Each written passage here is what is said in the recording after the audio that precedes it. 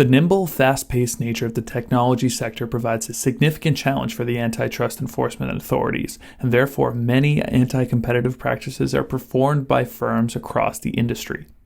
Antitrust authorities must take great care to monitor and regulate these firms and ensure that competition and consumers are protected from collusion and exploitative activities by these large superstar firms.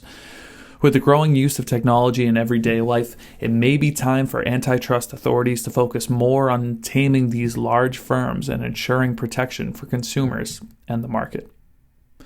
Many large firms purchase smaller firms to diminish competitors and maintain their market share and prowess. In the technology sector, purchasing startups can be easier than in other industries because of nearly instant mobility of resources online. Because the resources are not location-based or require the moving of facilities or equipment, purchases of startups in the technology industry happen frequently. As well, the low startup costs associated with an online business or website, there are countless firms entering and exiting the market at any given time. This poses a question. Should there be limits on market share increases from startup purchases by large firms? Some evidence says so. When a startup develops a new and innovative product or service, it is common for large companies in an industry to try and acquire the firm. When this happens, the startup can either decide to license the product to a dominant firm and earn profits off of the licensing agreement, or the startup can merge with the larger, more dominant firm. Under current antitrust law, mergers and acquisitions are much more common, particularly in the technology industry. Evidence has shown that some limited antitrust restrictions on startup acquisitions by highly dominant incumbents may be socially beneficial. Aside from invigorating static competition, such a policy may also maintain stronger innovation incentives over time. As well, innovators may align their desires with those of the consumers. It is clear that antitrust reform may be necessary to strengthen the incentive for innovation and to protect competition. Instead of just purchasing a small startup, some firms may instead choose to compete with the companies and produce a product similar to the startups. This competition is usually good for consumers as it creates downward pressure on high prices and incentives for high-quality substitutes for a product, but it is usually better for a startup to be purchased rather than compete with a larger firm with more resources and deeper pockets.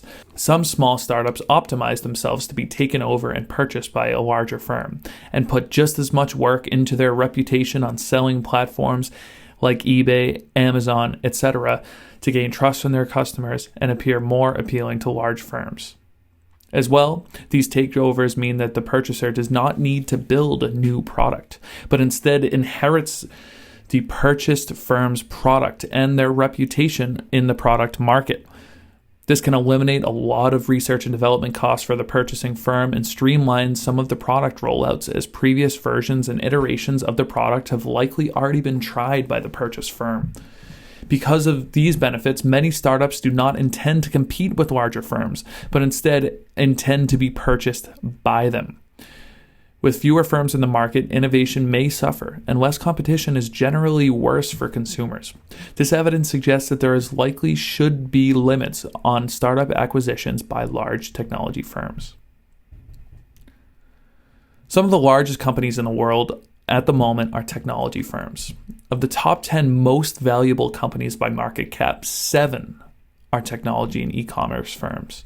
Facebook, Amazon, Apple, and Microsoft are among these giants and have some of the highest market caps in the world, with the lowest being well over $500 billion. In some ways, these massive firms resemble the size and prowess of Standard Oil and U.S. Steel. Is bigness inherently a problem?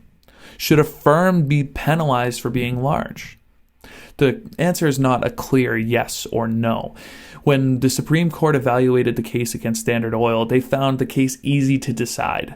Standard had a virtual monopoly of the output of the petroleum industry, and there was abundant evidence that it acquired its dominant position by predatory means. However, while Standard Oil was intentionally trying to stamp out competition, a question remained. What about firms that grew large by innovation? The firms that vanquished competitors because they developed superior products or because their production processes were more efficient. bigness gives power to firms that is unattainable by smaller firms. Because of this, some experts think it is necessary to distinguish good firms from bad, to build policies that target the bad and avoid stunting innovation for the entire industry. Of course, the definition of what makes a firm good or bad is vague and hard to define for any antitrust authority, but it seems particularly difficult to define for technology companies.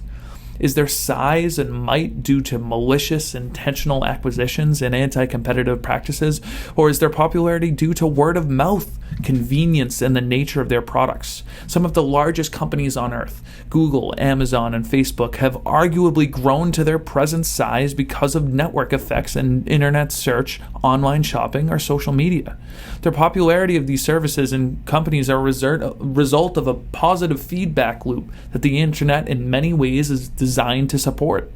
Each time a company is entered into a search engine, the more likely it is for that company to show up for somebody else. Because of this, popular websites are more likely to be seen by internet users and the popularity grows.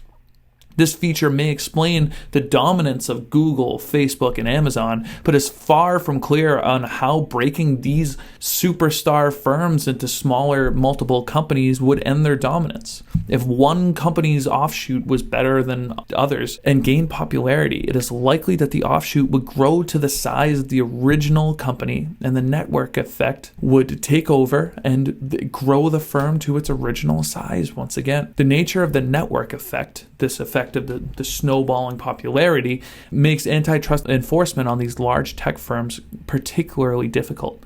As there are millions of competing firms with little barrier to entry into the internet market, none seem to be a true competitor for these large companies. Combating the snowball effect of popularity and the network effect could result in undesirable reductions in innovations and product quality, and if strict antitrust regulations created a fear of bigness that would prevent firms from innovating, consumers would suffer. Facebook, Google, and Amazon may be the most popular companies in the world because they truly designed and executed outstanding products that led to their popularity. It is hard to argue that there is low competition when there are millions of other websites and e-services in the same sector with little barrier to entry and many close substitutes for search engines, social media, and even e-commerce. And there have been instances where technology firms have intentionally committed anti-competitive practices. Sometimes firms that grew to a large size through innovation turned to anti-competitive practices to maintain their market power. In the early 2000s, Microsoft took steps to ensure their size and market share were not threatened by incoming firms like Apple and other new tech firms.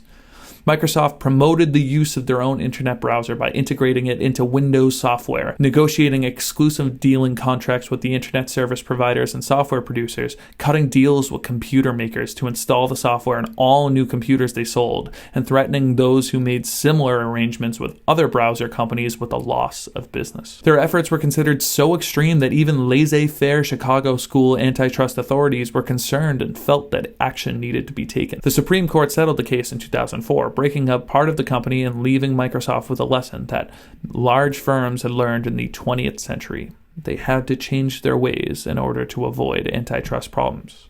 With Microsoft out of the way, the internet browser market was temporarily freed from Microsoft's actions and prowess. The newfound freedom resulted in several new browsers coming to light: Safari, Mozilla Firefox, most notably Google Chrome. Google built up a fast, free, and convenient internet browser that had access to extensions and worked well on many devices. All of these factors play a role in Chrome's over 60% market share in internet browsers in 2017. Google's success in the internet browser market after the dismantling of Microsoft's internet browser illustrates the difficulties that are faced by courts, antitrust officials, and academies in foreseeing how markets will develop after antitrust interventions. How can antitrust authorities calculate how current action will affect the future market? How can near monopolies be broken up without opening the door too wide for other firms to rise to monopoly status? Should a monopoly be broken up? Will the network effect send another firm into monopoly territory? Great care and planning will be required to change the landscape and enforcement of antitrust, and it may be possible that a specialized team specifically focused on the technology industry is needed to maintain the agile and complex market. Since Google has taken such a stronghold in the internet browsing market, there is growing concern over their power and what results come up in their search engine. Well, the enormous size of the company means that there's plenty of resources for it to lobby and to change political control in Washington. This is not unusual or unique to Google. Google, Amazon, Apple, and Facebook spent over $50 million in lobbying expenditures in 2019, and Google alone spent $18 million. This kind of size and power means that companies like Google can have a huge effect on what people see and experience on a day-to-day basis. Suddenly, the issue of bigness becomes much more real. While yes, it is not necessarily or inherently a problem for a company to be large, bigness gives a firm an opportunity to extend its power beyond business practices and actually affect culture and government. In Europe, antitrust authorities have already brought suits against Google over their antitrust practices and attacks on other businesses. In 2015, the European Union's Commissioner for Competition, Margrethe Vestager, found that the biases in Google search results artificially diverted traffic from rival comparison shopping services and hindered their ability to compete. It seems that when a firm grows to the size of Microsoft or Google, anti-competitive practices become more and more common. If Google is filtering its search results and making it harder for firms to compete, as found by the European Union in 2015, action must be taken in the US to correct the anti-competitive activity. As well, if the company's effect in Washington is significant enough to make real changes to Americans' everyday lives, it is important that Google's power be curbed in order to protect not only competitors and competition, but the American people as well. Technology plays a larger role in our life than ever before. Google, Amazon, and Facebook are household names and have played a role in making our lives a little better, easier, and more interesting. In half a century, people went from paper encyclopedias to holding an infinite amount of information in their pockets. The firms that are responsible for the information and services displayed on the internet hold great power and influence over their customers and have the potential to change the culture, government, and world that we live in. It is clear that these superstar firms, among others in the technology industry, have risen to the top and control vast amounts of the market and our lives. It is imperative that the tech giants are monitored closely and kept from abusing their power in anti-competitive ways. It may be necessary for there to be a special team formed to keep up with the large technology firms and to keep the market competitive and fair, as well as protect consumers. Thank you so much. I hope you enjoyed.